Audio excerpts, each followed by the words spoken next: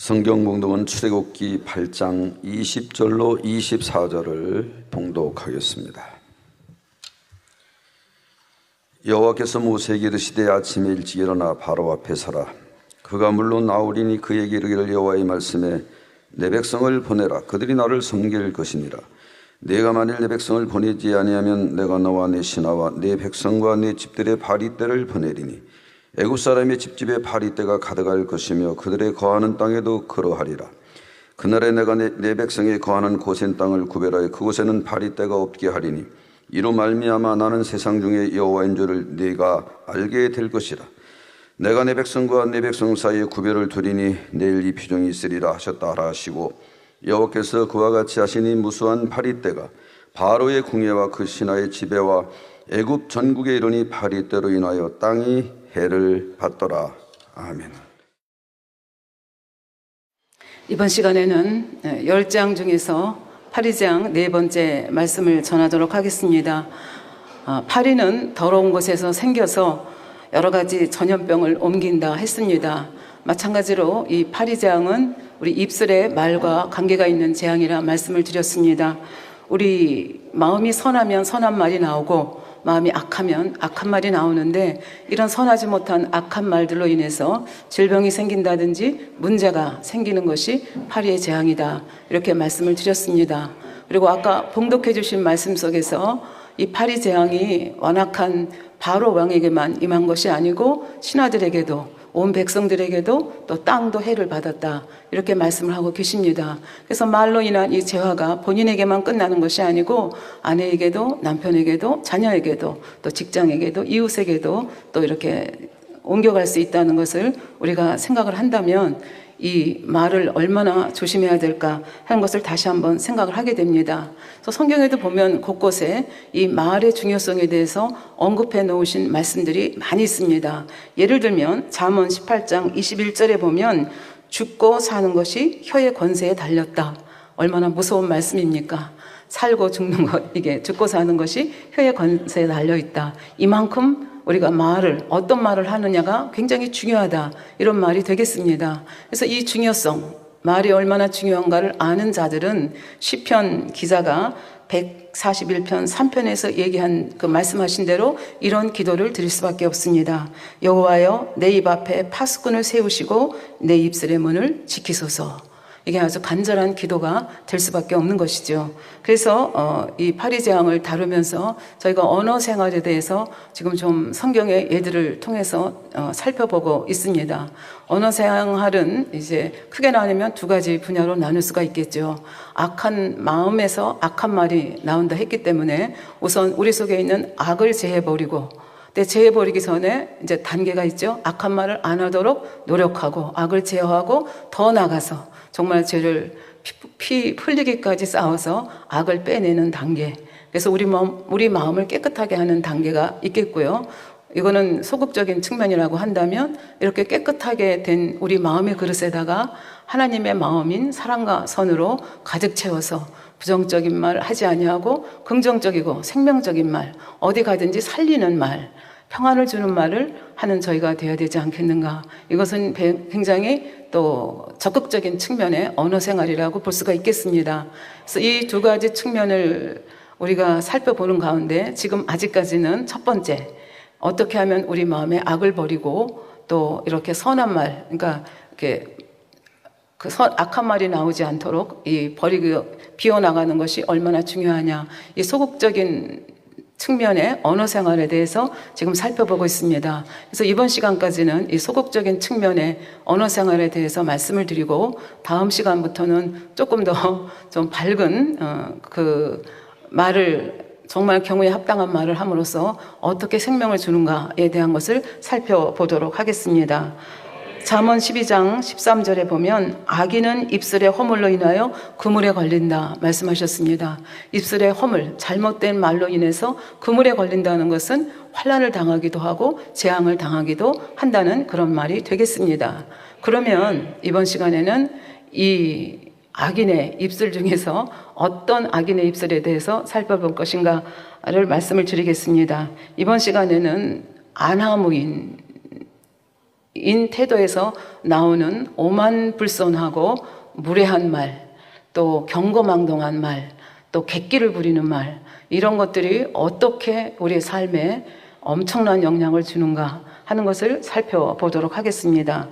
아나무인이라는 것은 말 그대로입니다. 눈 밑에 아무도 없다, 그런 얘기입니다. 그러니까 눈 아래 아무도 없다는 것은 방자하고 교만해서 다른 사람을 업신여기는 말, 아나무인, 태도가 아나무인이다, 그런 말 저희들 많이 하죠. 그래서 이게 아무것도 눈 아래 보이는 것이 없으면 오만하고 불선한 말이 나올 수밖에 없죠. 그래서 경거망동하기도 하고 오만무례하기도 하고, 그리고 또 나가서 객기를 부린다든지, 그렇게 함으로써 이 말의 입술의 허물이 이제 자기 삶의 그물로 다가오는 그런 경우들이 있습니다.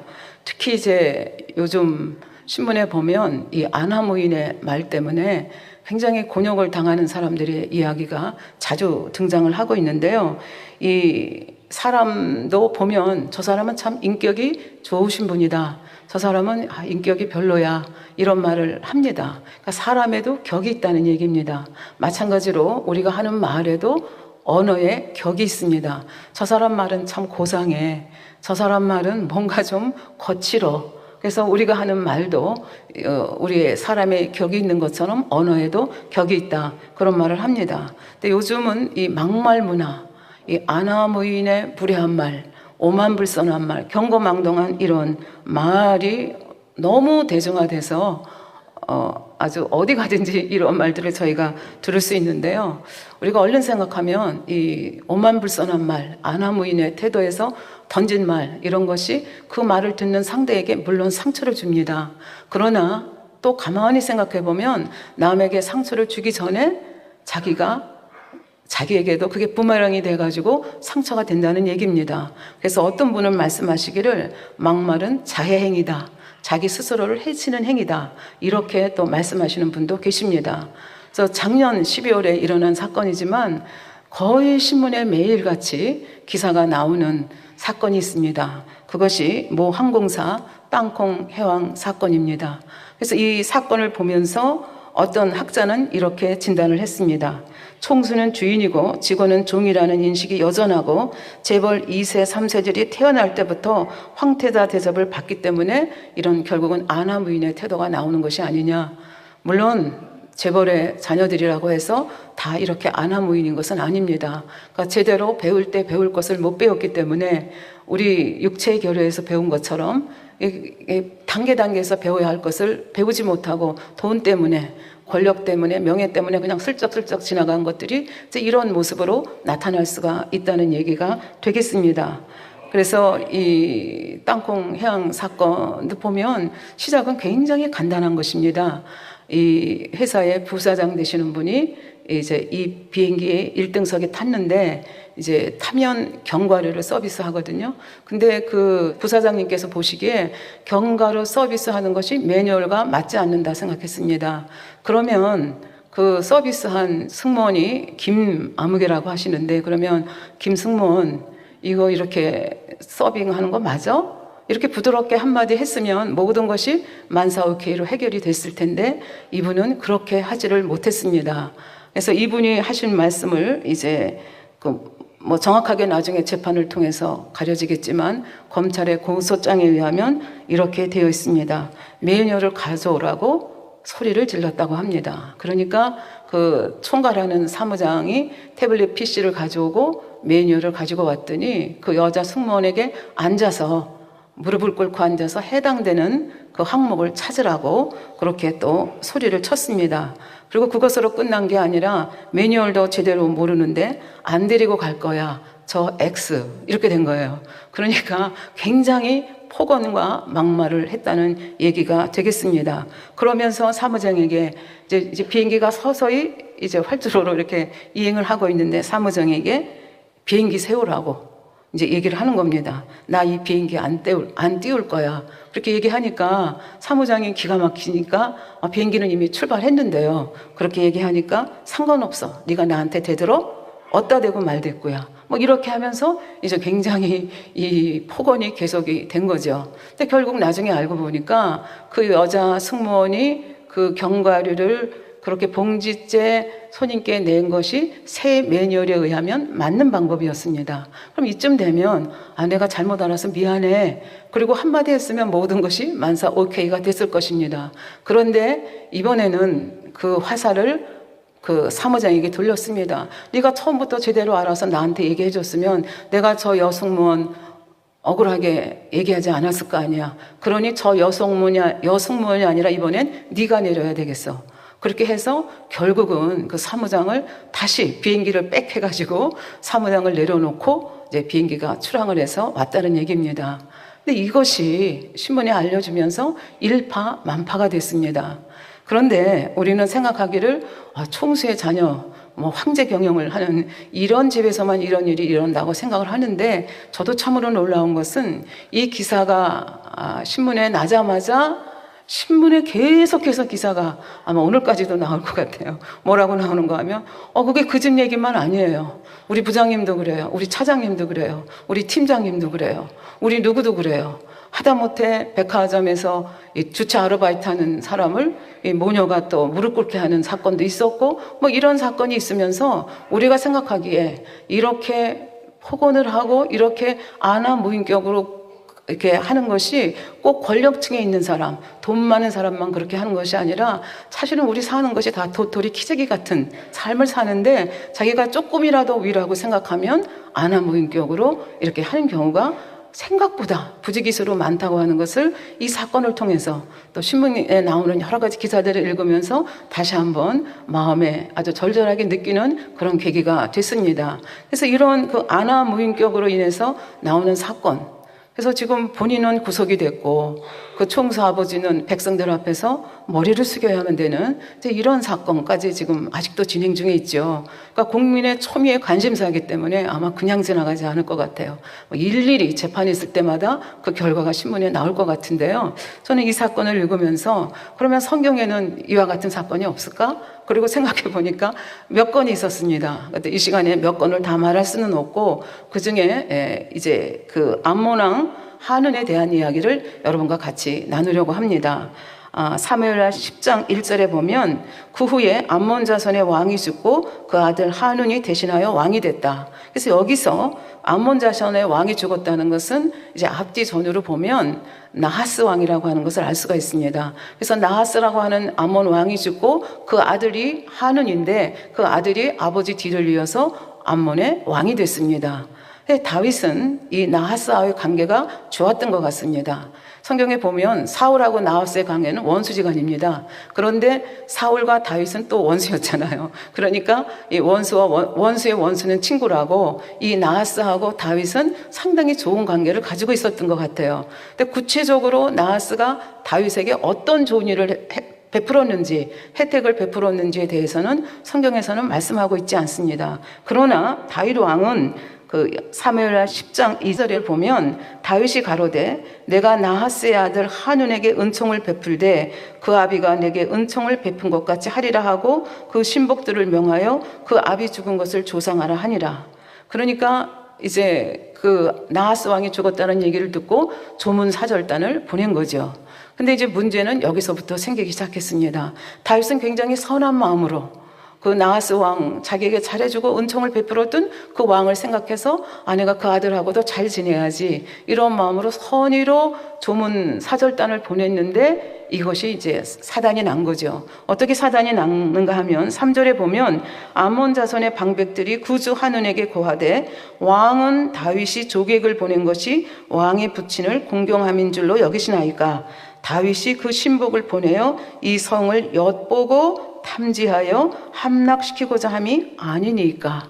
그러니까 다윗이 선의로 보냈는데 그 밑에 있는 신하들이 그렇지 않습니다. 왜 다윗이 조문사절단을 보냈는지 아십니까? 우리 성을 탐색하고 엿보아가지고 결국은 우리 성, 이 라빠성을 멸망시키려고 왔습니다. 이렇게 너무나 뜻하지 않은 정보를 준 것입니다.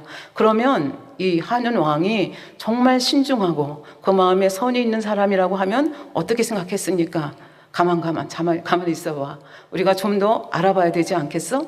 그리고 이렇게 결론을 내리면 탐지하러 왔고 우리 성을 멸망시키러 왔다 그러면 그 다음에 할 조치가 뻔하지 않겠습니까? 그러니까 이 잘못하면 이제 전쟁까지 갈 수 있으니까 왕은 매사를 아주 신중하게 생각을 해야 되는데 신중하지 못했습니다. 이걸 그대로 받아들일 때 거기서 오는 여파가 어떤 것일까? 이거를 신중하게 생각하지 못한 것입니다. 잠언 15장 28절에 보면 의인의 마음은 대답할 말을 깊이 생각하여도 악인의 입은 악을 쏟느니라. 그냥 생각한 대로 그냥 쏟아내는 거예요. 쏟아낸 말을 이 하는 왕은 젊어서 그랬는지, 경험이 없어서 그랬는지, 아니면 정말 마음에 악이 많아서 그랬는지 여하간 이제 신하들보다 한술 더 뜹니다. 왜? 우리 성을 멸망시키기 위해서 왔는데 가만히 보내면 되지 않지 않습니까? 그래서 한술 더 뜨는데 그 한술 더 뜨는 방법이 4절에 나와 있습니다. 이에 한운이 다윗의 신복들을 잡아, 그러니까 조문객을 손님으로 온 사람들 사절단을 마구 취급했다는 얘기가 됩니다. 잡아서 그 수염 절반을 깎고, 수염 달을 밀은 것도 아니고 수염 절반을 깎았습니다. 그리고 그 의복의 중동 볼기까지 자르고 돌려 보냈습니다.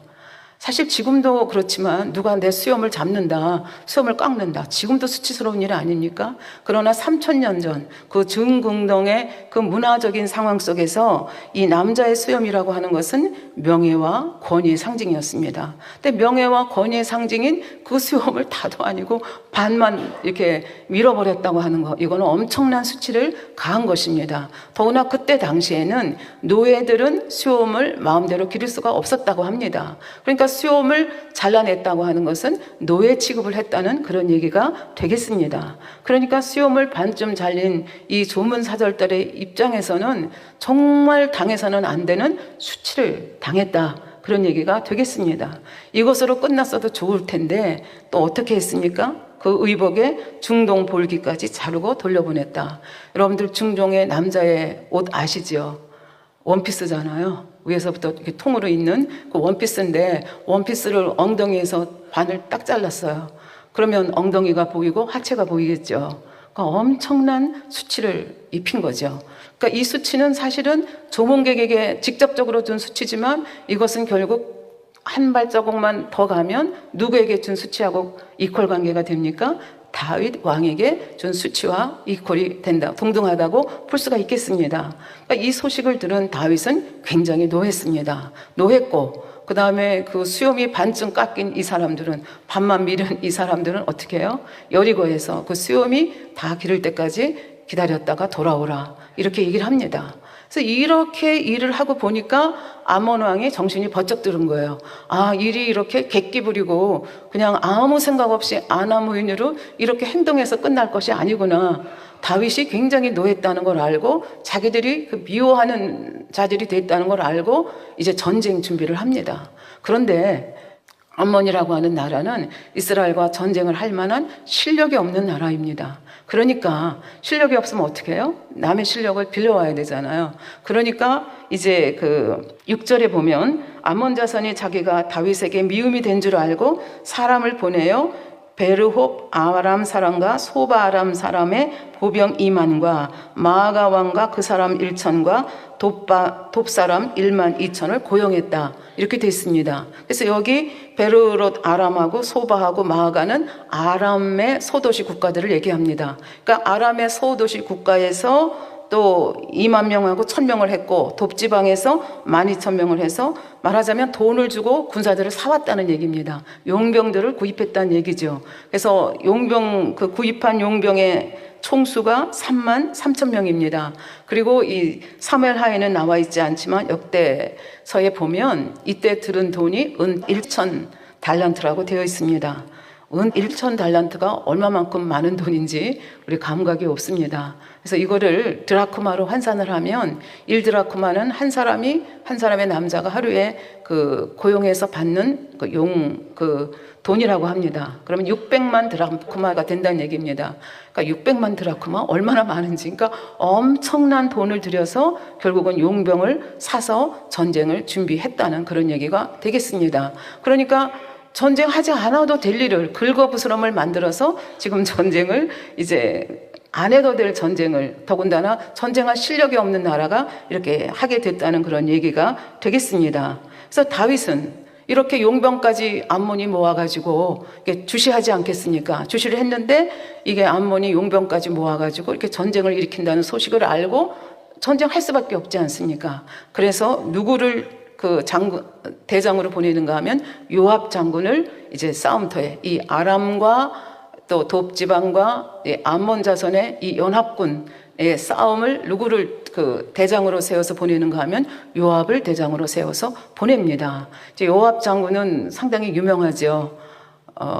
다윗의 옆 측근이면서 필요할 때는 자기 이익과 배치가 안 될 때는 자기 생명까지라도 내어줄 만큼 다윗에게 충성합니다. 그러나 자기 이익과 배치가 되면 아무리 다윗 왕의 얘기라도 순종하지 않는 모습을 보입니다. 그래서 다윗의 입장에서 보면 이러지도 못하고 저러지도 못하는 이제 그런 버릴 수도 없고 쓰기에는 좀 그런 장군이라고 볼 수가 있겠는데요. 여하간 그래서 요압 장군을 내세워서 이제 이 아람과 암몬 연합군을 정벌하러 보냅니다. 그래서 정벌하러 나가 보니까 그 사람들이 어떻게 이제 진을 쳤는지 보니까 10장 8절에 보면 암몬 자손은 나와서 성문어기에 진을 치고 소바와 르홉 사람과 돕과 마아가 사람들은 따로 들에 있더라. 그러니까 말하자면 용병으로 온 33,000명 따로, 그 다음에 암몬 자손들의 군대 따로, 두 군데로 나누어 가지고 암몬 자손들은 자기의 성을 딱 지키고 있고 용병들은 밖에 나와서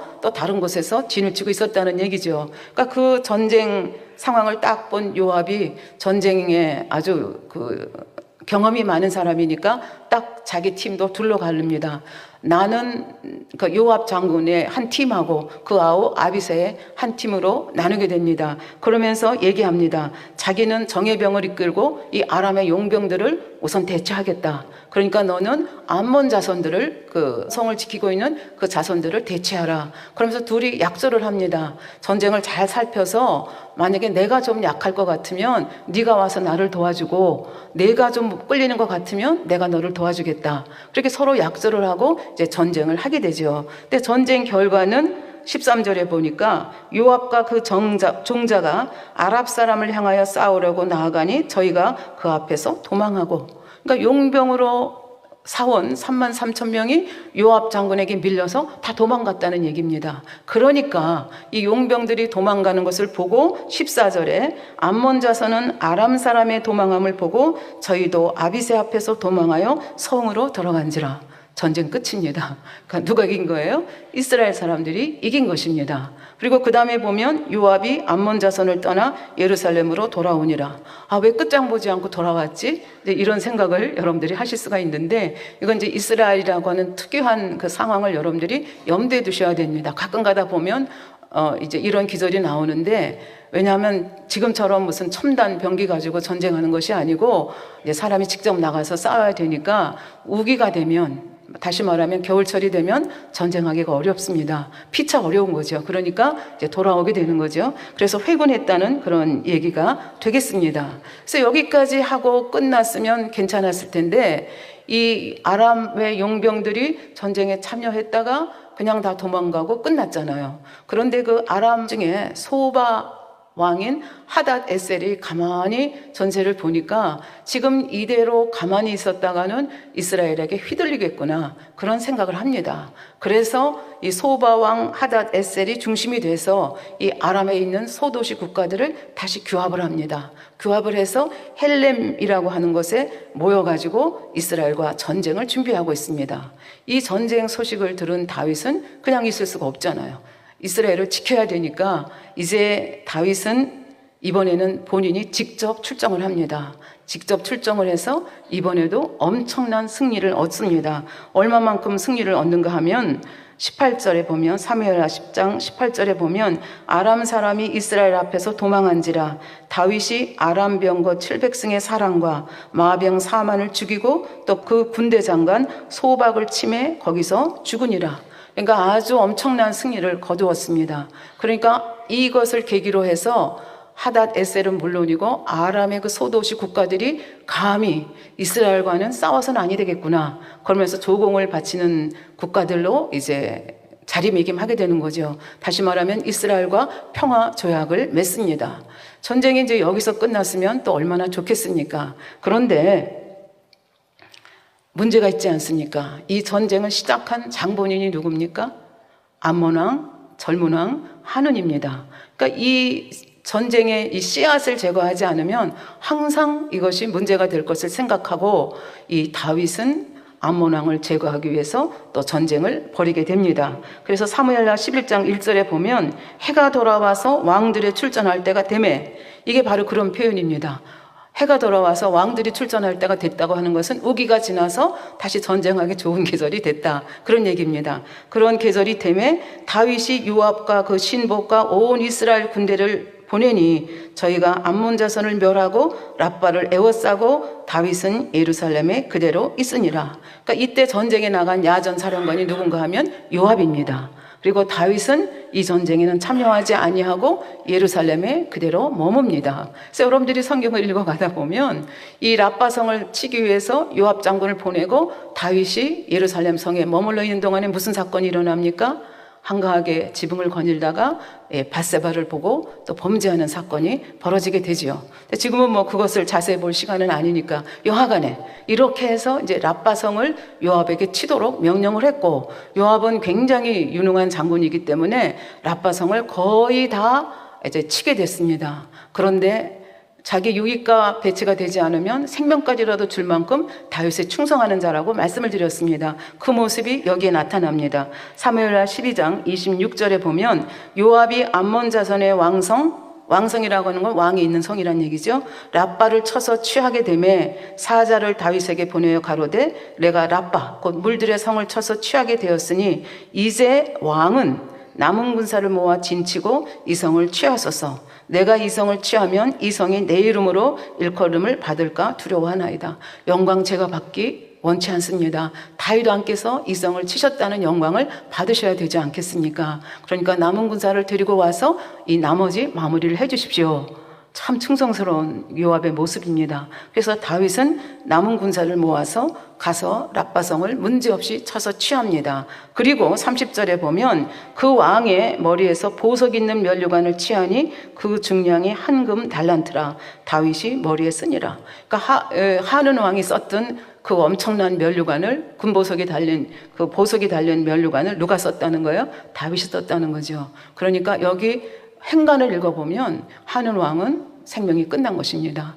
그리고 이제 랍바성이 망했으니까 이제 그 다음 후속 조처가 있을 거 아니에요. 왕은 끝났고 그 다음에 백성들은 어떤 삶이냐. 그러니까 전쟁이라고 하는 것이 이래서 비극적인 것입니다. 그러니까 왕들은, 이 지도자가 되는 사람들은 전쟁을 해야 될 때와 말아야 될 때를 잘 구별하는 거 굉장히 중요한 문제죠. 그리고 무슨 일이 있었는가 하면 다윗이 또 그 성에서 노략한 물건을 무수히 내어오고, 그러니까 성이 노략질 당하는 거죠. 이것으로 끝나는 것이 아니라 그 가운데 백성들을 끌어내어 톱질과 썰애질과 도끼질과 벽돌 구이를 하게 하니라. 준 노예에 해당하는 어려움들을 백성들이 당하게 되는 것을 볼 수 있습니다. 이것으로 랍바성을 친 것으로 끝났느냐? 그렇지 않습니다. 전쟁은 계속이 됐습니다. 암몬 자손의 모든 성마다 다 쳐가지고 그 안에 있는 물질들을 노략질하고 그 안에 있는 백성들을 끌어다가 이런 노예들이라는 험악한 일들을 시키게 됐다는 얘기가 되는 것입니다. 그러니까 결과적으로는 아나 무인격으로 객기 한번 부려서 그냥 말 잘못하고 그걸 분별하지 못해서 행동 잘못하는 한 가지 사건 때문에 이것이 비화돼서 결국은 암몬 왕은 자기 목숨을 잃었고 나라는 망하고 백성들은 험악한 일을 당하게 된다는 아주 비참한 결론으로 끝나는 것을 볼 수가 있습니다. 손자병법에 보면 지피지기면 백전불태라라는 얘기가 있습니다. 나를 알고 남을 알면 전쟁이 위태롭지 않다, 그런 얘기인데, 지금 이 한운 왕은 너무 젊어서 그랬는지 아니면 객기 때문에 그랬는지 하여튼 간에 이 전쟁의 전세를 잘못 읽었습니다. 상대를 잘못한 거죠. 그리고 그 악한 마음속에서 만약에 설사 정탐꾼으로 보냈다 하더라도 그렇게까지 참혹하게 수치스럽게 해서 보낼 필요가 없지 않습니까? 정말 지혜로운 왕이라고 하면 그 신하들의 말을 마음에 새기죠. 그리고 일단은 아버지를 생각해서 온 조문단이니까 잘 먹이고 잘 대접해서 보내고, 그 다음에 정말 이 정보가 진실한 것이냐 그걸 가지고 서로 토론하고 그 다음 행보를 할 수 있었을 텐데 그냥 보이는 게 없는 거죠. 경거망동하게 되면서 이런 일이 벌어지게 된 것을 볼 수가 있습니다. 그래서 손자병법에도 확실하게 이기는 5가지 이야기가 있는데 그중 첫 번에 나오는 것이 싸움을 할 수 있는 경우와 싸움을 할 수 없는 경우를 분별하는 것. 이것이 가장 중요한 첫 번째 조건이라고 얘기를 합니다. 그러나 이 암몬의 하는 왕은 바로 이 첫 번째 조건부터 분별을 못한 거죠. 그래서 자기가 하는 이 말 한마디, 이 행동 하나가 어떠한 여파를 가지고 있을지를 전혀 생각하지 못하고 미련하고 어리석게 생각했다가 자기가 생각하지 못한 엄청난 결과를 가지고 오는 것을 볼 수가 있습니다. 예수님께서도 누가복음 14장 31절에 보면 비슷한 말씀을 하셨습니다. 또 어느 임금이 다른 임금과 싸우러 갈 때에 먼저 앉아 1만으로서 저 2만을 가지고 오는 자를 대적할 수 있을까 헤아리지 아니하겠느냐. 만일 못할 터이면 저가 아직 멀리 있을 동안에 사신을 보내어 화친을 청할지니라. 이것이 지혜로운 자의 처신 방법이죠. 그러나 조그맣게는 땅콩 해양 사건으로부터 시작해서 조금 크게는 한 나라의 운명이 이렇게 달려있는 이 사건이 그 조그만 사건을 통해서 일어났다고 하는 것을 볼 수가 있겠습니다. 성경에 보면 이 외에도 이런 비슷한 이야기들이 많은데 시간이 많이 갔기 때문에 한 케이스는 간략하게 설명을 하도록 하겠습니다. 통일왕국, 이스라엘의 통일왕국 시대가 있었죠. 사울 왕이 있었고 40년을 다스렸고 다윗 왕이 40년을 다스렸고 그다음에 솔로몬 왕이 40년을 다스렸습니다. 그리고 열왕기상 11장 43절에 보면 솔로몬이 그 열조와 함께 잠에 그 부친 다윗의 성에 장사되고 그 아들 르호보암이 대신하여 왕이 되었다. 이런 말씀이 있습니다. 그런데 왕이 됐으면 됐지. 그 다음에 이해할 수 없는 기절이 또 하나 나옵니다. 장을 넘어가게 되면 열왕기상 12장 1절에 보면 르호보암이 세겜으로 갔으니 온 이스라엘이 저를 왕을 삼고자 하여 세겜에 이르렀더라. 아니 왕으로 벌써 등극했는데 또 왕을 삼기 위해서 세겜에 이르렀다. 왜 세겜까지 가야 되나? 이런 생각을 저희가 하게 되면서 도대체 이게 무슨 일인가 하는 것을 이제 저희가 생각을 하게 되는데요. 이거를 이해하기 위해서는 이제 솔로몬의 통치기가 중반기를 가면서 말기로 가면서 이 솔로몬이 굉장히 이제 정치를 하는데 무리를 하게 되는 거죠. 하나님 뜻대로 해야 되는데 하나님 뜻대로 하지 못하고 많은 여인들을 데려왔고 또 원래는 하나님 성전 짓고 왕궁 짓고서로 끝나는 것이 아니라 그 이상의 끊임없이 이것도 짓고 저것도 짓고 또 여호와 하나님께서는 말씀하셨습니다. 애굽에서 말을 절대로 사오지 말라. 그랬는데 솔로몬은 애굽에서 말을 사왔습니다. 그리고 요즘으로 말하면 첨단 무기를 사왔습니다.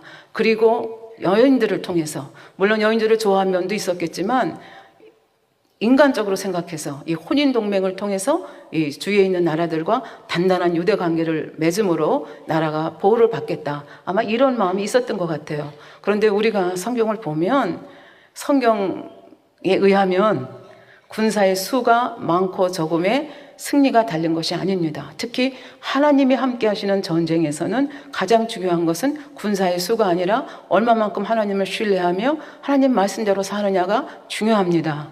그런데 솔로몬이 제왕 철학을 모를 리가 없습니다. 여자들을 많이 두지 말라고 하셨거든요. 왜? 그들이 미혹해서 내 마음을 변질시킬 수 있다는 거. 솔로몬이 그건 몰랐을 리가 없습니다. 또 잠언에 보면 솔로몬 잠언이 많지 않습니까? 이방 여인들에게 넘어가지 말라. 그리고 이게 이방 여인들이 얼마나 이렇게 사람을 후리는가에 대해서 본인 입으로 썼는데도 불구하고 우리 영어에 보면 아는 것과 실행하는 것이 별개다. 그런 말씀이 있죠. 그러니까 아는 거하고 실천하는 거하고는 별개의 삶을 점점 더 타락하게 하면서 이제 살게 되는 거죠. 그러면서 이제 하나님께서 보호막을 걷어가신 거죠. 애굽의 그 말 때문에 첨단 병기 때문에 혼인 동맹 때문에 나라가 안전한 것이 아닙니다. 그러니까 하나님께서 말씀대로 살지 못하는 솔로몬 아무리 사랑하는 자였지만 하나님의 공의에 따라서 결국은 보호막을 걷어갈 수밖에 없게 되는 거죠. 그래서 보호막을 걷어가면서 나중에 보면 외부에서는 에돔에서 침입을 하기도 하고 아람에서 침입을 하기도 하고 외적의 침입이 있게 되고 내부적으로는 또 여호보람이라고 하는 자를 사실은 자기가 세운 자입니다. 너무 일을 잘하기 때문에 요셉 족속의 감독으로 세운 자인데 하나님께서는 그 사람을 이제 솔로몬을 대적하는 자로 세우게 되는 거죠. 그래서 이런 일이 벌어지고 그러니까 굉장히 나라가 이제 쇠약하게 된 거죠. 왕권이 쇠약해진 거라고 볼 수가 있습니다. 이렇게 되면서 옛날 다윗과 솔로몬이 누렸던 그런 왕권이 아닙니다. 그래서 르호보암은 왕이 됐지만 이 10지파가 여기 성경에 보면 온 이스라엘이 저로 왕을 삼고자 했다고 했는데 이 온 이스라엘은 더 정확하게 말하면 북부에 속하는 10지파들입니다. 그 다윗 르호보암 쪽에 힘을 실어뒀던 지파는 르호보암이 속해 있는 유다 지파와 그리고 그 베냐민 지파밖에 없었습니다. 그리고 나머지 10지파는 다 그 합동해가지고 이 새로 쓴 르호보암에게 뭔가 개혁을 요구해야 되겠다. 그래서 이 계약 조건을 들어주면 우리가 왕을 섬기겠고 만약에 그렇지 않으면 우리 다시 생각해 보겠다. 물론 반역할 마음은 아직 없었습니다. 그래서 이런 상황 속에서 르호보암은 자존심이 상했지만 안 갈 수가 없지 않습니까? 왜? 두 지파만 가지고 나라를 다스리기가 어렵지 않습니까? 말하자면 유다와 자기한테 함께하는 이 베냐민 지파는 수도권입니다. 그러면 강원도도 전라도도 경상도도 다 이게 하나가 돼야 나라를 다스릴 수 있지 않습니까? 그러니까 이 수도권이 아닌 그 타 지역에 있는 북부 10지파가 에브라임 지파, 여호수아 지파인 에브라임 지파의 중심지인 세겜에서 르호보암 왕 내려오세요. 우리가 개혁을 요구할 것입니다. 왕의 의견을 듣고 싶습니다. 만약에 왕이 선하게 대답하시면 우리는 왕을 종처럼 섬길 것이고 그렇지 않으면 다시 생각해 보겠습니다. 이런 상황이 이제 벌어지고 있는 거죠. 그래서 이런 상황 속에서 이제 그 세겜으로 가게 됩니다. 그래서 세겜에서 백성들이 요구하는 것은 다른 것이 아니라 지난번에 아버지 솔로몬의 그 정치 동안에 너무나 부역을 많이 하고 너무나 세금을 많이 걷어들였습니다. 그러니까 아버지 솔로몬 왕이 많이 세금 걷어들이고 부역하게 한 것을 좀 짐을 덜어주십시오. 그러면 저희가 왕을 섬기겠나이다. 어떻게 보면 너무 당연한 거죠. 그동안 너무 힘이 들었다는 것을 호소하고 이제는 좀 짐을 내려달라. 그런 요청을 이제 그 르호보암에게 했습니다. 그러니까 르호보암은 어느 정도 지혜가 있었던 것 같아요. 그래서 그 자리에서 대답하지 아니하고 3일 동안의 말미를 달라고 얘기하고 그 3일 동안의 말미를 받은 동안에 이제 참모회의를 하게 되는 거죠. 제일 첫 번에 누구하고 회의를 하는가 하면 솔로몬 왕을 섬겼던 말하자면 은퇴한 장관들 모셔다가 지금 이렇게 백성들이 이렇게 요구하는데 어떻게 내가 처신을 해야 좋겠습니까? 이렇게 이제 물었더니 그 노인들의 대답이 왕상 12장 7절에 보면 대답하여 가로되 왕이 만일 오늘날 이 백성의 종이 되어 저희를 섬기고 그러니까 왕이 백성들의 종이 돼서 저희를 섬기면 백성들이 뭐가 필요한지 어디가 아픈지 어디가 가려운지 그 필요를 채워주시면 섬긴다는 것은 필요를 채워준다는 얘기죠. 그렇게 섬기시면 좋은 말로 대답하여 이르시면 좋은 말로 대답한다는 건 뭐예요? 너희 부친이 솔로몬 왕이 우리에게 이렇게 힘하게 해서 우리 너무 힘들었어. 그러니까 조금 경감해 줬으면 좋겠어. 이런 뜻이잖아요. 그러면 어떻게 해야 돼요? 그러셨어요. 저 잘 몰랐네요. 제가 좀 더 의논해 보지요. 당연히 경감해 드려야죠. 이게 바로 좋은 말이거든요. 이렇게 좋은 말로 대답을 하면 그렇다고 해서 백성들의 요구를 다 들어주라는 것도 아니잖아요. 백성들의 마음을 위로해주고 백성들이 그 받아들일 수 있는 합리적인 대답을 해주라는 그런 얘기인데 성경 말씀을 보면 르호보암 왕이 이 노인들의 이 충고가 별로 마음에 안 들었다고 성경은 표현을 하고 있습니다. 그래서 이번에는 누구한테 가는가 하면은 벌써 르호보암 왕이 돼가지고 아버지 때 있었던 대신들 싹 갈아치우고 자기와 같이 자라났던 소년들을 다 장관으로 영입을 한 거예요. 그래서 성경에 보면 왕상 12장 8절에 보면 왕이 노인의 교도하는 것을 버리고 그 앞에 모셔있는 자기와 함께 자라난 소년들. 그래서 우리가 얼른 생각하면 소년들? 그러면 20살인가? 26 됐나? 이렇게 생각하지만 성경에 보면 르호보암이 왕이 된 것이 41살입니다. 41살이면 작은 나이 아닙니다. 그러니까 이 친구들도 적어도 같은 연배라고 하는 것을 알 수 있습니다. 그리고 41살이라는 걸 통해서 우리는 또 뭘 알 수 있습니까? 솔로몬이 40년간 왕위에 있었잖아요. 그러니까 이 르호보암은 요새 말로 하면 정말 은스푼을 입에다 물고 태어난 사람입니다. 그래서 솔로몬이 그 은가금이 너무 후하고 사치스럽고 또 그 정말 부족함이 없는 그런 40년 살 동안에 궁중에서 그런 것만 보고 자랐습니다. 그러니까 저 백성들의 어려움이라든지 이런 거를 볼 수 있는 기회가 별로 없었고, 그 친구들도 이제 그런 모습 속에서 자라난 친구들을 이제 장관으로 세운 거죠. 그리고 이제 이 친구들의 입장에서 보면 40년, 41년을 같이 살았기 때문에 이 르호보암의 처지와 마음을 너무 잘 아는 거예요. 이 르호보암은 감당하기 힘든 할아버지 다윗이 있습니다. 감당하기 힘든 아버지 솔로몬이 있습니다. 자기가 왕이 됐는데 자기도 잘하고 싶습니다. 잘하고 싶은데 이제 그게 정말 잘하는 방법으로 가야 되는데, 여기에서 노인들의 교도는 그건 꼭 필요한 말인데 꼭 필요한 말은 귀에 거슬렸습니다. 듣기가 싫었습니다. 그 마음속에 악이 있었다는 얘기죠. 그리고 친구들한테 물어보니까, 그 친구들, 강요들한테 물어보니까 자기 마음에 꼭 맞는 대답을 해주는 거예요. 친구들은 왜 그렇게 꼭 맞는 대답을 했겠습니까? 이제 겨우 정권을 잡았는데 왕의 마음을 너무 많이 잘 알고 있지 않습니까? 왕을 만족하게 해드리고 좀 잘 해보고 싶은 이제 백성들을 위한다는 것보다는 나름대로 이 오랫동안 정권을 잡고 싶고 하는 그런 마음이 좀 있지 않았을까, 그렇게 추측을 해볼 수가 있습니다.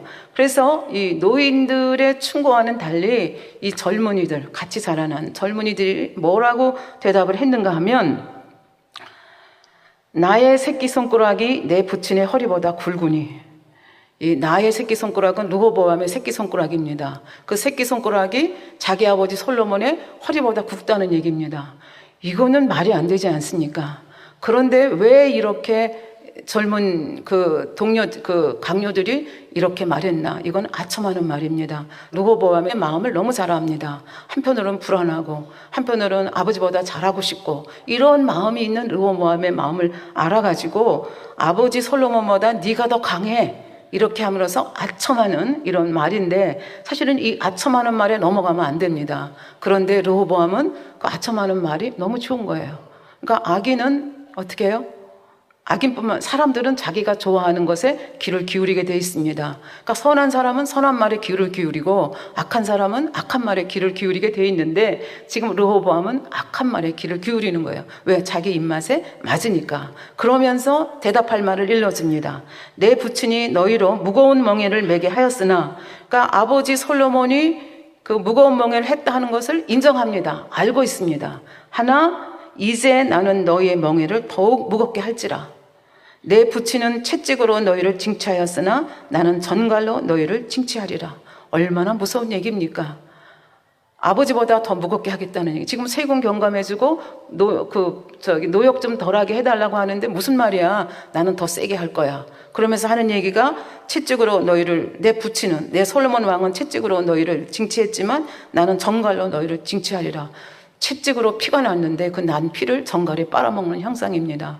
그러니까 이게 엄청나게 악독한, 포악한 말입니다. 그럼에도 불구하고 결과적으로 르호보암은 3일간의 말미를 얻을 만큼 신중한 사람이었지만 결과적으로 자기가 듣고 싶은 것을 들었습니다.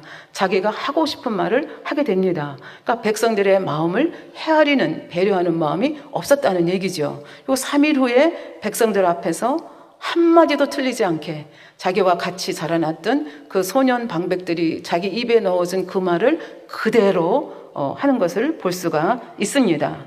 그러니까 이런 폭언을 들은 백성들은 그 열왕기상 12장 13절에 보면, 왕이 포악한 말로 백성들에게 대답할세 노인들의 교도를 버리고 뭐 이렇게 해서 내가 너희를 징치하리라, 이렇게 얘기를 하니까 16절에 온 이스라엘이 자기들의 말을 왕이 듣지 아니함을 보고 왕에게 대답하여 가로되 우리가 다윗과 무슨 관계가 있느뇨? 이새의 아들에게서 업이 없도다. 그러니까 이제 할아버지까지, 그 위에 할아버지까지 욕을 먹는 거예요. 그러니까 자식이 잘못하면 조상 대대로 욕 먹는다는 것이 여기서 나타나는 거죠. 그러니까 르호보암 때문에 아버지 이새까지 이제 욕을 먹는 일이 벌어지는 거죠. 그러면서 이스라엘아 너의 장막으로 돌아가라. 다윗이여 이제 너는 내 집이나 돌아보라.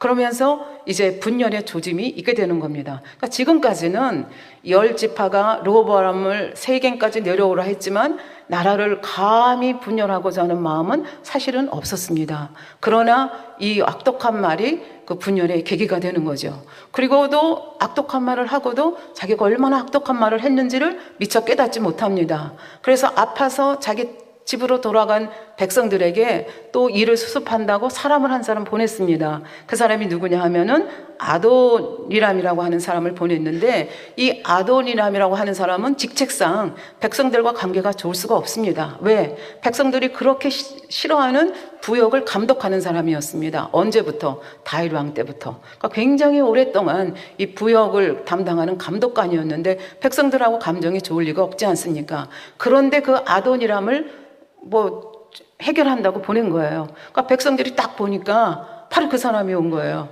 그러니까 이 얘기는 바로 무슨 얘기인가 하면은 아까 말했던 나는 정갈로 너희를 징치하겠다는 그 말을 보증해주는 하나의 사인으로 받는 거죠. 그래서 화가 난 백성들이 아도니람을 그 자리에서 돌로 쳐 죽였습니다. 그리고 르호보암을 돌로 쳐 죽이려고 하니까 예루살렘으로 도망을 오게 되는 거죠.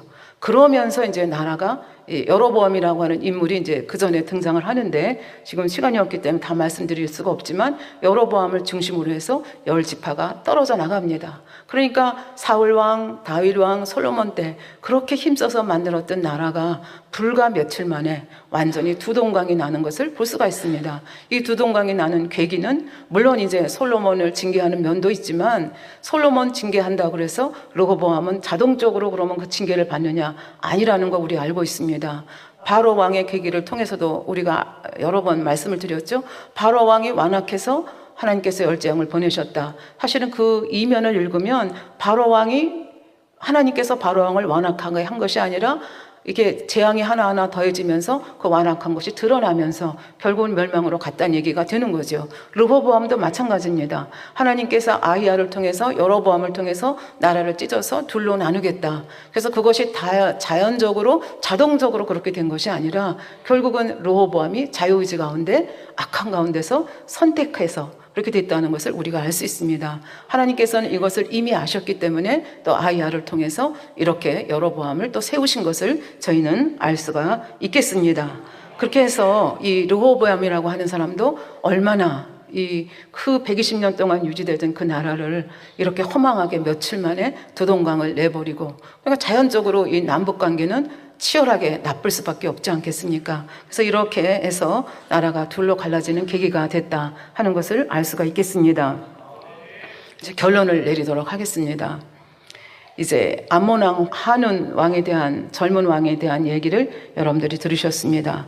이스라엘의 젊은 왕 르호보암 때문에 나라가 둘로 갈라졌다는 얘기를 여러분들이 들으셨습니다. 이야기를 들으시면서 여러분들은 굉장히 느긋한 마음으로 대부분 들으셨으리라고 생각합니다. 그래, 그렇지. 너무 아나무인이야. 경거망동했지. 오만불선했지. 오만무례했지. 당연해. 그러면서 나는 관계가 없다. 이렇게 거의 대부분 생각하고 계시지는 않으신지요. 정말 나는 이런 한운의 모습과 르호보암의 모습과 정말 관계가 없는지 다시 한번 나를 살피는, 정말 세세하게 살피는 그런 기회가 됐으면 좋겠다, 이런 생각을 했습니다. 아까도 말씀드렸죠. 그 신문에 보면 뭐 갑질이니 을질이니 이런 얘기가 많이 나오는데, 이것이 뭐 부유층에서만 일어나는 얘기가 아니고 아까도 말씀드렸지만 도토리 키재기, 그 사회 속에서 조금만 내가 강하다 싶으면 이런 일들이 벌어지고 있는 거죠. 그래서 다시 한번 나를 살피는 그런 기회가 됐으면 좋겠다 하는 것을 하나 말씀드리고, 하나는 골로새서 3장 23절과 관련해서 또 말씀을 하나 드리려고 합니다. 2014년도 작년도 크리스마스 행사가 우리 청년 선교에서 있었습니다. 그래서 청년 선교에서 말씀을 하나씩 뽑는 기회가 있었는데 저도 말씀을 뽑았습니다. 그리고 이제 제가 청지도 교사니까 이제 마무리를 해야 되는 그런 시간이 됐는데, 그 말씀 뽑은 것이 골로새서 3장 23절이었습니다. 무슨 일을 하든지 마음을 다하여 주께 하듯 하고 사람에게 하듯 하지 말라. 그래서 이 말씀은 저와 굉장히 관계가 있는 그런 말씀이었습니다. 그래서 뭐 한 말씀 해야 되니까 이 말씀에 얽힌 에피소드를 이제 우리 선교회 앞에서 했습니다. 에피소드라는 것이 이런 것입니다. 2000년대 중반에 이제 여기저기 다니면서 이제 각 나라에서 세미나를 많이 가지게 됐습니다. 그래서 이제 이 나라 저 나라 다니다가 이제 조금 쉬는 시간이 있으면 이제 같이 했던 팀이 한데 모였습니다. 그러면서 이제 여러 가지 얘기들을 많이 했는데 그 모여서 하는 과정 중에서 하나가 말씀 꼭지를 만드는 것이었습니다. 말씀 꼭지라고 하는 것은 무엇인가 하면 예를 들어서 예상치 않은 질문을 딱 했을 때 어떤 것은 30분 시간이 주어지는 경우도 있고 1시간 시간이 주어져서 충분하게 설명할 수 있는 그런 기회도 있지만 어떤 경우에는 그냥 그 자리에서 단답형으로 해서 그 자리에서 쇼부를 보지 않으면 이게 안 되는 그런 경우도 있습니다. 나가서 보면. 그래서 어떤 경우는 2, 3분 내에, 어떤 경우는 5분 내에 이렇게 딱 이렇게 쇼부를 봐야 되는 경우가 있는데 이제 그런 경우들을 저희가 모아가지고 이제 말씀 꼭지를 만든 겁니다. 그 중에 하나가 이제 골로새서 3장 23절 말씀인데요. 이 말씀이 뭐하고 관계가 되는가 하면 우리 교회의 당회장님 사랑은 참 특별하잖아요. 그래서 이제 다른 교회 다니시다가 우리 교회에 오신 분들이 참 이상하게 생각하는 것이 만민교회 성도들은 유난하게 당회장님한테 특별하게 해. 이제 이게 이제 눈에 탁 띄게 됩니다. 그래서 이런 현상을 보면서 이제 이게 소문에 소문을 더하면서 이제 이상한 소문으로 번지게 되는 거죠. 그래서 이제 단독적으로 질문이 하나가 오는데 그 질문이 뭐냐 하면 만민교회 교인들은 당회장님을 신처럼 섬긴다면서요. 이런 질문을 했을 때 여기에 대해서 어떻게 답변을 해야 되는가? 이게 뭐 변명해도 안 되고 가장 강력한 것은 말씀을 가지고 설명하는 것이 가장 힘이 있습니다. 그래서 이런 경우에 어떤 말씀을 가지고 해야 되느냐? 그것이 골로새서 3장 23절로 저희는 결론을 내렸습니다. 그래서 그렇게 말씀하는 분을 만나면 우리 이렇게 하자. 아 그래요? 우리 골로새서 3장 23절 한번 펴보실까요? 한번 읽어보세요. 무슨 일을 하든지 마음을 다하여 주께 하듯 하고 사람에게 하듯 하지 말라. 그렇습니다. 우리 당회장님께서는 저희 양떼들에게 주께 하듯 하십니다. 조그만 어린애에게도 주께 하듯 하고 나이 80, 90이 돼서 귀가 잘 안 들리는 노인에게도 주께 하듯 하십니다. 그래서 우리 목자님이 그렇게 하시기 때문에 그렇게 또 하라고 가르치셨기 때문에 우리도 우리 목자님을 주를 섬기듯 그렇게 섬깁니다. 이것이 성경적이 아닙니까? 그렇게 생각하고 우리도 참 신기하다. 너무나 딱 들어맞는 말이다. 손뼉을 짝짝 쳤습니다. 그리고 이 얘기를 이제 그 크리스마스 때 마지막 그 멘트를 하면서 이 얘기를 똑같이 해줬습니다. 그런데 이 말씀을 준비하면서 골로새서 3장 23절이 다시 생각나는 거예요. 그러면서 정말 우리가 대답한 그 말이 맞았는가? 아니다라는 생각이 드는 거예요. 반은 맞고 반은 틀렸다. 그래서 그렇게 대답을 잘못했다는 생각이 들었어요. 그래서 반은 무엇이 맞고 반은 무엇이 틀렸느냐. 반은 맞았습니다. 당회장님께서는 우리를 죽게 하듯 그렇게 대하셨습니다. 얼마만큼 대하셨습니까? 뭐 초창기부터 그러셨지만 특별히 2010년도부터는 정말 자신의 모든 것을 다 내어주시고 정말 이제는 아무것도 기도 하나도 없는 그런 상태, 긁고 계시는 상태, 눈도 잘 안 보이시고 기도 잘 안 들리는 그런 상태가 됐습니다.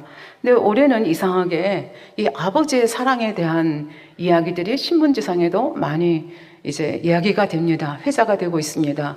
특별히 이제 국제시장이라고 하는 영어가 대히트를 치면서 지금 우리가 이런 풍요로운 삶을 누리고 있는 것이 우리의 아버지들이, 우리의 어머니들이 얼마나 험악한 삶을 자신들을 위해서 희생하고 헌신했기 때문에 우리가 이런 것을 누리고 있는 것이 아닌가. 이제 그런 각도에서 이제 국제시장이라는 영어가 대히트를 치고 있고 또 신문에 보면 그 여파인지는 몰라도 이 아버지의 삶에 대한 글들이 많이 나옵니다. 그래서 저도 이제 제가 보는 일간지에서 쓴 글에서 이런 글을 발견했습니다.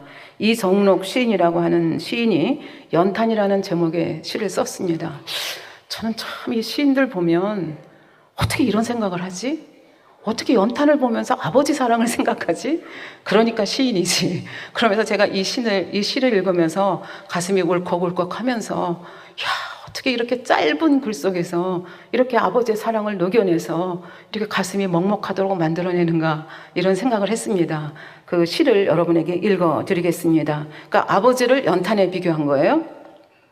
압이란 연탄 같은 거지, 숨구멍이 불구멍이지, 달동네든 지하 단칸방이든 그 집 가장 낮고 어두운 곳에서 한숨을 불길로 품어 올리지, 헉헉대던 불구멍 탓에 아비는 쉬 부서지지, 갈 때 되면 그제야 낫달처럼 창백해지지. 연탄을 모르는 젊은 세대들은 잘 모를지 모르지만 저희 세대들은 연탄에 너무 익숙해 있습니다. 새까만 연탄이 이제 타고 타면 하얀 재가 됩니다. 그래서 하얀 재는 쓸모가 없기 때문에 이제 갖다 내버리게 되는 거죠. 그래서 이종록 시인은 자기 아버지, 돌아가신 아버지를 회상하면서 아버지의 삶이 이 연탄과 같은 삶이었다, 이렇게 이제 표현을 하는 것을 볼 수가 있습니다. 저는 우리 목자님은 우리의 영적인 아버지시고, 이제는 우리만의 아버지가 아니라 전 세계를 살리는 그 공의를 채워가기 위해서 지난 세월 동안, 특별히 지난 4년 동안 정말 연탄이 정말 그 자기 연탄을 태워서 열을 다 내서 많은 사람에게 생명을 주어서 그들이 살아갈 수 있도록 하듯이 그런 공의를 쌓아 오셨습니다. 그래서 뭐 우리 설교자들이 많이 말씀하시죠. 2010년도에는 사망에 이르는 죄를 지어서 정말 죽을 수밖에 없는 그런 자들을 위해서 그들이 다시 용서받을 수 있도록 공의를 쌓으셨고, 그 다음에는 또 믿음의 그 분량을 체크받을 수 있도록 공의를 쌓으셨고, 그 다음에는 믿음의 분량이 올라갈 수 있도록 공의를 쌓으셨고, 그 다음에는 주의 종들과 또 우리 레이족들이 목자님에 대해서 잘못 알고 잘못 말함으로 인해서 성령 해방 고역 모독함으로 질병을 당할 수밖에 없고 어려움을 당할 수밖에 없는 거 뻔히 아셨기 때문에 하나님이 징계의 칼을 내려 치실 때 그냥 목자가 그것을 받으셔서 엄청난 대가를 치르시고, 그 다음에 이제 작년도에는 영의 평준화를 이루시고, 그 영의 평준화라고 하는 것이 우리의 단독의 힘으로 된 것이 아니고 90% 이상을 목자께서 해주셨기 때문에 이게 단단하게 염은 영의 평준화가 아니기 때문에 그것을 단단하게 굳히는 작업을 했고, 2015년은 온영이라는 제목을 주시면서 이 온영의 물결을 이루어가고 있다. 그러니까 목자님은 우리를 위해서 정말 죽게 하듯 하셨습니다. 모든 것을 다 주셨는데 우리는 정말 목자님께 죽게 하듯 하셨는가? 가만히 생각해 보면 사실은 그렇지를 못했습니다. 근데 우리는 착각했죠. 우리는 다른 어느 교회 사람들보다, 다른 누구보다 우리 목자를 사랑해, 우리 목자를 뭐 감히 죽게 하듯 한다, 이렇게 말은 못하지만 우리는 누구보다 목자를 사랑해, 이렇게 이제 착각 속에 있었죠. 그런데 이것이 착각이라는 것이 2010년도를 통해서 드러나고, 그리고 이제 목자님의 희생하는 모습을 보면서, 그 전까지는 희희낙낙했죠. 우리는 누구보다 목자를 사랑해, 우리는 누구보다 우리 목자를 자랑스러워해. 자랑스러워하는 건 사실이지만 정말 사랑했는가? 사랑이라는 것은 무엇이라고 성경에서 말합니까? 너희가 하나님을 사랑하느냐? 그 증거를 보여달라는 거죠. 그 증거는 뭐예요? 하나님 말씀대로 사는 것, 그것이 하나님을 사랑하는 증거라 말씀하셨습니다. 너희가 정말 목자를 사랑하느냐? 그럼 목자의 말씀대로 사는 것입니다. 목자의 말씀의 핵심은 무엇입니까? 성결입니다. 그런데 우리가 얼마나 마음에 할례하기 위해서 애썼는가? 그것이 아니라 우리는 목자를 사랑해요 그러면서 사망에 이르는 죄를 졌고 성령 해방 거역 모독을 했고, 그러면서도 나는 목자를 사랑한다, 우리는 목자를 사랑합니다, 이렇게 고백했던 거, 아, 이것이 반은 거짓말이구나, 그런 깨달음이 제게 오기 시작했습니다. 그러면서 이제 정말 2010년도, 2011년도, 12년도, 13년도, 14년도 정말 다 타버린, 낮에 뜨는, 낮에 보이는 희미한 달빛처럼, 그 달의 모양처럼 그렇게 다 타버린, 잿빛이 다 된, 회색빛이 다 된 그 목자의 모습을 눈으로 보면서, 그 목자의 모습을 손으로 만지면서, 그걸 몸으로 느끼면서 이제서야 아, 목자의 사랑이 이런 것이었구나, 조금씩 느껴가기 시작하는 거죠. 목자의 선이 이런 것이었구나. 조금 느꼈는데도 불구하고 마음속에서 눈물이 흐르는 거죠. 그렇다면 우리는 어떻게 해야 되는가? 정말 목자의 말씀대로 사야 되지 않는가? 목자의 말씀대로 산다는 것은 무엇인가? 나를 위한 거 아닙니까? 결과적으로 영혼이 잘된 같이 내가 범사에 잘되고 강건하기를 원하노라. 이게 목자께서 원하시는 것이거든요. 이 땅에서도 행복하게 잘 살기를 원하고 좋은 천국에 가기를 원하시는 것이 목자의 삶인데, 목자를 사랑한다 하면서 참 입으로 사랑한다 한 것이지만 진짜로는 죽게 하듯 하지 못했구나. 그러면 죽게 하듯 한다면 우리는 어떻게 해야 되는가? 영도 아니고 우리는 온영으로 기필코 들어가서 정말 참 자녀로 나와서 목격해서 자랑스럽게 아버지 앞에 저의 열매입니다, 이렇게 자랑스럽게 얘기할 수 있도록, 고백하실 수 있도록 해드리는 것이 결국은 죽게 하듯 하는 것이 아닌가. 그래서 우리는 정말 우리 목자에게 죽게 하듯 합니다, 그렇게 대답한 것이 진실이 되어야 되겠다. 그런 마음을 다시 한번 이 말씀을 생각하면서 마음에 다지게 됐습니다. 예, 말씀을 생각하시면서 기도하시겠습니다. 아버지 하나님, 오늘은 아버지 하나님, 우리 입술을 통해서 악한 마음속에서 나오는 이 아나무인의 태도에서 나오는 경고망동한 말, 객기 부리는 말, 아버지 오만무례한 이 말이 어떻게 생과 사를 아버지 가름하는지, 어떻게 우리의 삶의 질을 가름하는지 다시 한번 생각해 보았습니다. 아버지 하나님, 진정 사랑한다면 그 말씀대로 사는 것임을 다시 한번 마음에 새기게 하시고, 아버지 하나님, 목자에 대한 사랑, 주님에 대한 사랑, 아버지에 대한 사랑이 말로만 아니라 아버지 열매로 나올 수 있는 저희들 되도록 도와주시옵소서. 이 모든 것 감사드리며 우리 주 예수 그리스도의 이름으로 기도하옵나이다. 아멘. 영상을 통하여 당의자님의 환자를 위한 기도를 받으실 때 아픈 곳이나 연약한 위에 손을 얹고 기도 받으시고, 아프지 않는 분들은 가슴에 손을 얹고 마음의 소원을 위해 믿음으로 기도 받으시기 바랍니다. 할렐루야. 전능하신 사랑의 아버지 하나님, 이 시간 기도받는 모든 성도님들을 위해 안수하여 주옵소서. GCN과 인터넷과 화상을 통해 기도받는 지교회와 지성전, 그리고 전 세계 하나님의 자녀들 위에도 시공간을 초월하여 역사하여 주시기를 원합니다. 믿어지는 믿음을 주시고 부정적인 생각과 의심의 세력을 물리쳐 주옵시며 모든 시험 환난도 물리쳐 주옵소서. 머리부터 발끝까지 오장육부 뼈 마디마디 온몸의 신경 조직 세포 등 아픈 곳마다 성령의 불로 태우시고 근본의 빛으로 역사하여 주옵소서. 예수 그리스도의 이름으로 명하노니 원수마귀 사단 모든 질병 균 연약함아 물러가라. 빛이 여임하라. 모든 불치 난치병도 성령의 불로 태워 깨끗게 하여 주옵소서. 말라리아를 비롯한 모든 풍토병도 물리쳐 주옵소서. 감기, 기침, 열, 몸살, 독감 등 각종 유행성 질병도 다 물러가라. 어떠한 유행성 질병 균도 틈타지 않게 지켜 주옵소서. 위암, 폐암, 간암, 유방암, 자궁암, 대장암, 피부암 등 각종 암과 에이즈, 백혈병, 뇌졸중, 고혈압, 저혈압, 심장병, 폐병, 위장병, 당뇨, 부인병, 피부병, 갑상선 질환과 모든 염증도 깨끗게 하여 주옵소서. 소아마비, 중풍, 관절염, 디스크도 온전케 하여 주옵소서. 요통, 두통, 신경통을 비롯한 모든 통증은 사라질지어다. 간질, 자폐증, 우울증, 조울증, 노이로제 등 모든 정신질환도 물러가라. 모든 마비된 것도 풀어지고 일어나 걷고 뛸지어다. 눈도 잘 보이게 하옵시고 귀도 잘 들리게 하여 주옵소서. 소경은 눈을 뜨고 기머거리는 들으며 벙어리는 말할지어다.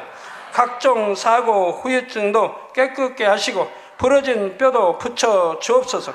화상 입은 것도 온전케 하옵시고 화기암 물러가라. 열도 물러가라. 아버지 흉터 나지 않게 역사해 주시기 원합니다. 마약을 비롯하여 각종 약물과 독극물 중독도 깨끗함을 입을지어다. 죽은 신경과 세포가 살아나며 죽은 자도 살아나게 하여 주옵소서. 잉태의 축복도 주시기를 원합니다. 잉태의 축복을 받으라. 예수 그리스도의 이름으로 명하노니 원수마귀 사단아, 하늘 공중 곳에 잡은 악의 영들아 물러가라. 그의 사자들도 물러갈지니라. 이 땅의 악한 영, 더러운 영, 거짓되고 간사한 영, 의간질하고 미혹하는 모든 어둠들은 물러가라. 모든 흉악의 결박을 풀고 어둠아 물러가라. 빛이 여임하라. 아버지 하나님, 부르짖어 기도할 수 있는 능력을 주시고 죄를 버리고 성결될 수 있는 능력을 주옵소서. 영원히 잘됨같이 범사에 잘되게 하시고 가정의 복음화도 이루어 주시기를 원합니다. 한 주간도 모든 사고와 재앙으로부터 지켜주시고 불통이 없는 형통한 삶을 살 수 있도록 축복해 주옵소서. 성령의 불담으로 천군 천사와 주님의 불꽃 같은 눈동자로 모든 하나님의 자녀들과 가정, 일터, 사업들을 지켜주시기를 원합니다.